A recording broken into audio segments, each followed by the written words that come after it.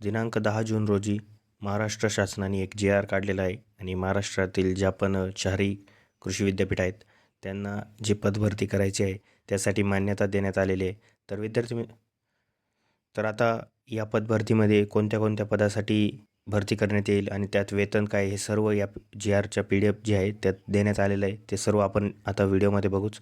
आता महाराष्ट्रातल्या ज्या चारही विद्यापीठ होते त्यात खूप जागा रिक्त होत्या आणि त्यासाठी विद्यार्थी मागील काही वर्षांपासून प्रश्नसुद्धा विचारत होते किंवा ते मागणी करत होते विद्यापीठांकडे की ही पदभरती करा. आता महाराष्ट्र शासनाने एक जी आर काढलेला आहे आणि पदभरती जी होती त्याला मान्यता देण्यात आलेली आहे. आता चारही विद्यापीठांमध्ये ज्या पण जागा रिक्त होत्या त्या सर्व जागांची एक लिस्ट तयार करण्यात आलेली आहे आणि त्या सर्व जागांसाठी आता पदभरती होणार आहे.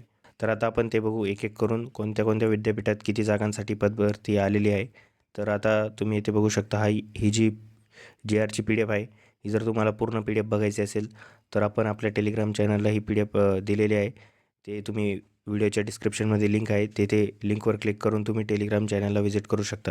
आता तुम्ही पहिले बघू शकता महात्मा फुले कृषी विद्यापीठ जे आहे तेथे गट अ आणि गट ब साठी जे पण पद आहे त्यासाठी पदभरती निघालेली आहे. तर आता गट क आणि गट ड मध्ये जे पद आहेत त्यांच्यासाठी पदभरती नाही सध्या. तर महात्मा फुले कृषी विद्यापीठमध्ये 1217 पदांसाठी भरती आहे.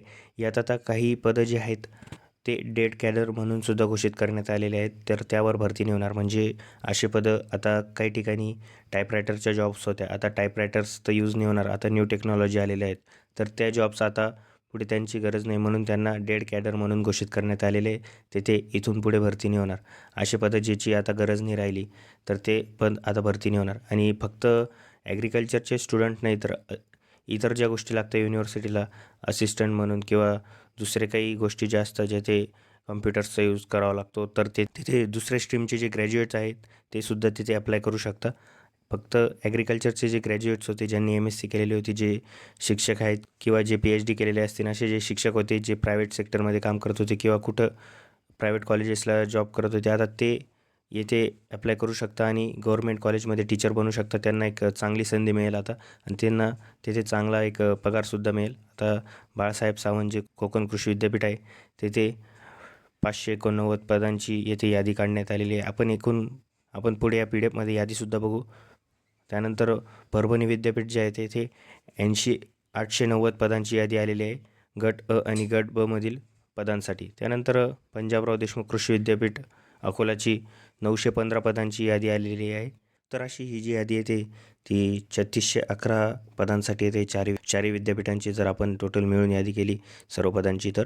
आणि त्यात बाकीचे पद आहेत ते आउटसोर्सिंग करण्यात येतील म्हणजे बाह्य यंत्रणांद्वारे ते पद भरण्यात येतील. ते सुद्धा आता तुम्ही या PDFमध्ये बघू शकता. आता PDKV युनिव्हर्सिटीत गट अ मधील एकूण 47 पद जे आहेत ते बाह्य यंत्रणांद्वारे भरवण्यात येतील. आता येथे बाहेर जे प्रायव्हेट कंपनी आहेत त्यांच्या थ्रू ते पद भरण्यात येतील. पण बाकी जे पण पद आहेत ते युनिव्हर्सिटी डायरेक्ट भरेल. असे टोटल चारही युनिव्हर्सिटींचे 3611 पद आहेत. आता इथे तुम्ही बघू शकता महात्मा फुले कृषी विद्यापीठ राहुरीमध्ये परिशिष्ट अ मध्ये तुम्ही बघू शकता. यात गट अ चे जे पद आहेत त्यात कुलगुरूच्याच पदासाठी यांनी वॅकन्सी काढलेली आहे. त्यात यांनी वेतन श्रेणीसुद्धा दिलेली आहे. 2,10,000 ही जी आहे ते त्या पदाला वेतन असेल. त्यानंतर संचालक म्हणून पद आहे. मग अधिष्ठा, विभाग प्रमुख हे सर्व जे पद आहेत हे गट अ चे पद आहेत. त्यानंतर प्राध्यापक अशा सर्व पदांना यांनी वॅकन्सी काढलेली आहे आणि ही राहुरी युनिव्हर्सिटीमधील जे पण गव्हर्मेंट कॉलेज आहे तेथे त्या कॉलेजेसमध्ये स्टाफ लागत असेल तर त्यासाठी ही पदभरती त्यांनी काढलेली आहे. आणि येथे तुम्ही बघू शकता स्थगित मंजूर पद संख्या 5 नंबरच्या याच्यामध्ये तुम्ही बघू शकता प्राध्यापकासाठी एक स्थगित मंजूर पद संख्या 106 आणि आकृतिबंधांद्वारे मंजूर पदे 77 असे हे पदे आता मंजूर झालेले आहेत.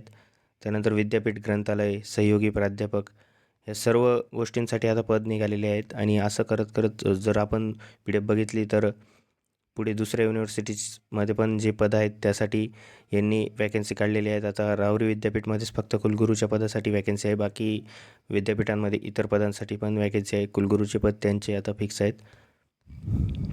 आता तुम्ही इथे बघू शकता राहुरी विद्यापीठाची जी यादी आहे यात स्पेसिफिक कॉलेज वाईज यांनी दाखवलेलं आहे की कोणत्या कॉलेजमध्ये कोणत्या पदासाठी वॅकन्सी आहे. त्यानंतर हे बघा कुलसचिव कार्यालय परीक्षा, त्यानंतर दुसरे जे कॉलेजेस आहेत गव्हर्मेंट कॉलेजेस तिथे सुद्धा वॅकन्सी आहे, त्यांचीसुद्धा नावे इथे मेन्शन आहे.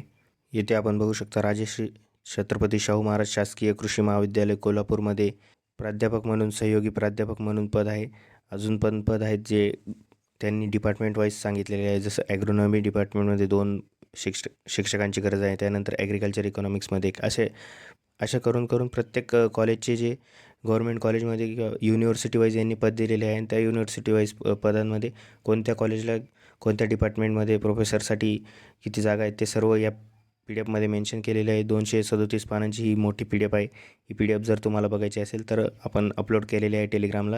व्हिडिओच्या डिस्क्रिप्शनमध्ये लिंक आहे, तिथून तुम्ही व्हिजिट करून ही पी डी एफ बघू शकता. आणि जे विद्यार्थ्यांनी MSc केलेली होती आणि ते स्ट्रगल करत होते, आता त्यांना एक चान्स मिळालेला आहे, तर या चान्सचा तुम्ही फायदा करून घ्या.